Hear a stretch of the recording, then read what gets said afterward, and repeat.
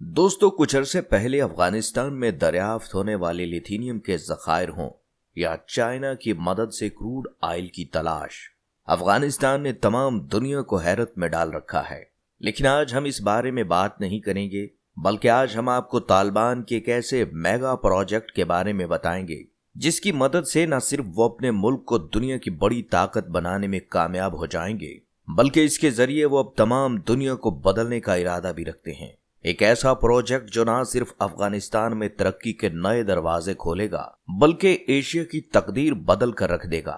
हम बात कर रहे हैं अफगानिस्तान के कोश टीपा केनाल प्रोजेक्ट की, जिसके बारे में जानकर तमाम दुनिया हैरान है कि 50 साल तक जंग की तबाहकारियों से मुतासिर होने वाला मुल्क आखिर कैसे इतने वसाइल रखता है कि वो इतने बड़े प्रोजेक्ट को बगैर किसी की मदद के मुकम्मल करने में कामयाब हो जाए। बरसों से गरीबी, भूख और जंग में घिरा अफगानिस्तान दुनिया की सबसे पहली और बड़ी मसनूई नहर बनाने जा रहा है।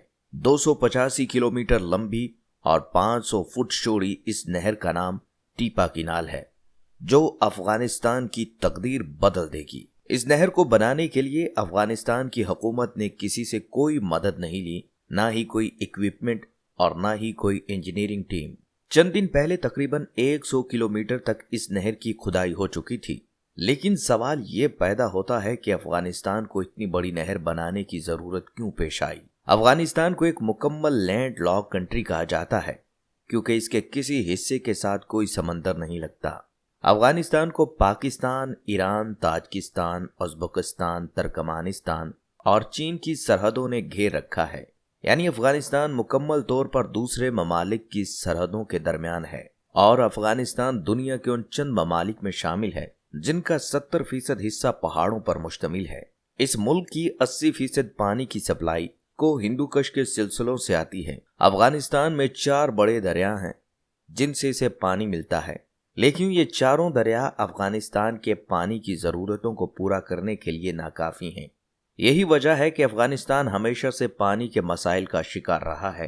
अफगानिस्तान के शुमाली इलाका जात पानी की सख्त कमी का शिकार हैं और अमेरिका और अफगानिस्तान की जंग के बाद इन मसाइल में मजीद इजाफा हो गया है। इसलिए फैसला किया गया कि 285 किलोमीटर के फासले तक एक मसनूई नहर बनाई जाए जो उन तमाम इलाकों को सैराब करे जो पानी की वजह से खुश्क साली का शिकार हैं। लिहाजा इस मंसूबे की मदद से 5.5 लाख एकड़ खुश्क और बंजर रकबे को लहलहाते हुए सरसब्ज खेतों में बदल दिया जाएगा, जिसमें गेहूं, गंदुम, चावल और दूसरे अनाज उगाए जाएंगे।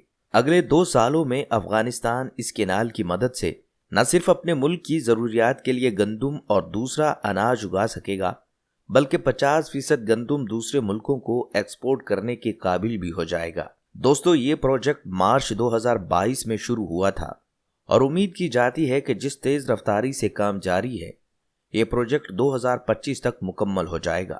जब ये प्रोजेक्ट शुरू हुआ तो लोगों का कहना था कि अफगानी इंजीनियर टेक्नोलॉजी में इतनी महारत नहीं रखते कि वो इतने बड़े प्रोजेक्ट को कंप्लीट कर सकें। लेकिन आज तमाम दुनिया ये देखकर हैरान है कि अफगानी इंजीनियर किस महारत और मंसूबा बंदी और तेज रफ्तारी के साथ इस प्रोजेक्ट को कंप्लीट कर रहे हैं। इस प्रोजेक्ट को 3 फेजेस में डिवाइड किया गया है। पहले और दूसरे फेज में इस केनाल की खुदाई की जाएगी जो कि 100 किलोमीटर तक हो चुकी है। इस मकसद के लिए 200 लोकल ठेकेदारों को मुंतखब किया गया और 7,000 क्रेनों और बलडोजरों को खुदाई के काम के लिए मंगवाया गया है। हैरानकुन बात यह है कि ये बलडोजर, क्रेनें और दूसरी मशीनरी बड़े मुल्कों से इंपोर्ट की हुई जदीद मशीनरी नहीं है, बल्कि ये बलडोजर और क्रेनें 1960 की दहाई की हैं। लेकिन इससे भी ज्यादा हैरानकुन ये बात है कि वो बड़ी महारत से इस मशीनरी को अपने मकसद के लिए इस्तेमाल कर रहे हैं। तमाम काम एक मंसूबा बंदी और तरतीब से किया जा रहा है। तमाम ट्रक एक लाइन में खड़े होते हैं और इंजीनियर का इशारा मिलने पर क्रेनें उनमें मट्टी डाल देती हैं। जब इंजीनियर ओके का इशारा करता है तो ट्रक इस मट्टी को लेकर चल पड़ते हैं। इतनी ज्यादा मट्टी को एक जगह से दूसरी जगह मुंतकिल करना बहुत मुश्किल काम था, लेकिन अफगानी इंजीनियर्स ने इसका बहुत खूबसूरत हल तलाश किया। उन्होंने इस मट्टी को नहर की बाउंड्री पर डालना शुरू कर दिया। उन्होंने नहर की बाउंड्री किसी कंक्रीट या सीमेंट से बनाने की बजाय नहर से निकाली गई मट्टी से बनाने की तजवीज पेश की, جس کے دو فائدے تھے۔ ایک تو اس مٹی کو اس جگہ سے کسی دوسری جگہ منتقل کرنے کی جھنجھٹ سے جان چھوٹ جائے گی، اور دوسری طرف کنکریٹ کی باؤنڈری کے اضافی خرچے سے بچا جا سکے گا۔ مٹی کو باؤنڈری میں ڈالنے کا یہ فائدہ بھی ہوا کہ پتھریلی زمین کی بجائے مٹی کی باؤنڈری اضافی پانی کو جذب کر لے گی، اور اس باؤنڈری پر سبزیوں کی فصل کاشت کی جائے گی۔ دنیا کو یہ دیکھ کر بھی اور حیرانی ہوئی، ایک طرف تو نہر کی کھدائی کا کام جاری ہے، تو دوسری طرف نہر کے آس پاس سبزیاں، پودے اور درخت لگانے کا کام بھی جاری ہو چکا ہے۔ اس کینال کا کام مکمل ہونے کے بعد واٹر پائپ لائنوں کے ذریعے 5 کلومیٹر کے فاصلے تک اس کا پانی پہنچایا جائے گا۔ ایک بہت حیران کن چیز جو دنیا کے سامنے آئی وہ یہ تھی کہ اس نہر کے پاس بنے ٹیوب ویل اور واٹر پمپس کو چلانے کے لیے بجلی کی بجائے سولر سسٹم لگائے گئے ہیں، جس سے بجلی کے اضافی خرچے سے بچا جا سکتا ہے۔ اس پروجیکٹ کو لے کر بہت سے لوگوں نے پروپیگنڈا کیا۔ کچھ لوگوں کا کہنا تھا کہ افغانی انجینئرز میں اتنی مہارت اور ٹیلنٹ نہیں ہے کہ وہ ایسے پروجیکٹ کو ہینڈل کر سکیں، اور دوسری طرف کچھ لوگوں کا یہ بھی کہنا تھا کہ افغانی ٹھیکیداروں کو وقت پر تنخواہیں نہیں دی جا رہی، لیکن اس میں کوئی حقیقت نہیں۔ تجزیہ نگاروں کا کہنا ہے اگر ٹھیکیداروں کو وقت پر پیسے نہ ملتے تو اتنی تیزی سے کام کبھی مکمل نہ ہوتا۔ یہ پروجیکٹ افغانستان میں ترقی اور خوشحالی کے لیے ایک سنگ میل کی حیثیت رکھتا ہے، جس کی مدد سے طالبان خشک اور بنجر علاقوں کو سرسبز اور لہلہاتے ہوئے کھیتوں میں تبدیل کر دیں گے۔ افغانستان چند سالوں میں بھوک اور افلاس سے مکمل طور پر خلاصی حاصل کر لے گا۔ ان کے مقامی لوگ بھی حکومت کے اس اقدام سے بہت زیادہ خوش ہیں، کیونکہ اس کی وجہ سے ان کے کھیت سیراب ہوں گے اور وہ معاشی طور پر خود کفیل ہو جائیں گے، بلکہ دوسرے ممالک کو بھی بڑی مقدار میں اناج ایکسپورٹ کرنے کے قابل ہو جائیں گے، جس سے کثیر تعداد میں زر مبادلہ کمایا جائے گا، جو کہ افغانستان کے دیگر بڑے پروجیکٹس پر خرچ کیا جائے گا۔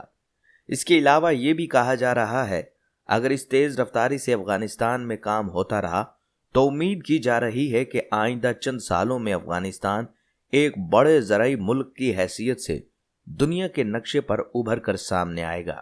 دنیا کے وہ تمام ممالک جہاں اناج کی فصلیں کاشت نہیں کی جاتی، وہ افغانستان سے اناج حاصل کرنے پر مجبور ہوں گے، اور 4 سالوں میں افغانستان دنیا کی بڑی طاقتوں کے ہمراہ کھڑا ہوتا ہوا نظر آئے گا۔ ایک طاقتور اور معاشی طور پر خود کفیل ملک ہونے کی وجہ سے عالم اسلام کے لیے بھی معاون اور مددگار ثابت ہوگا۔ دنیا دیکھے گی کہ کیسے طالبان جنگ سے جلے ہوئے شکستہ حال افغانستان کو خوبصورت اور سرسبز و شاداب لہلہاتے ہوئے افغانستان میں بدل دیں گے۔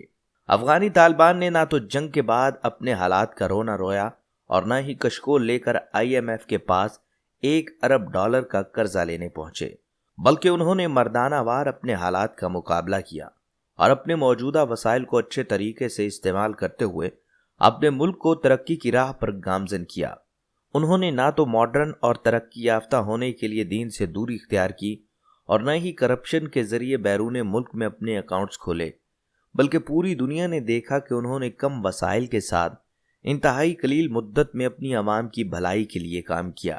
ہم جہاں ایک طرف افغانی انجینئرز کو مہارت اور جدت سے پرانی مشینری کے ساتھ منظم طریقے سے کام کرتے ہوئے دیکھتے ہیں، تو دوسری طرف نماز کے وقت انجینئرز اور کاریگروں کو تپتے ہوئے بنجر علاقوں میں اپنے خدا کے آگے سجدہ ریز ہوتے ہوئے بھی دیکھتے ہیں۔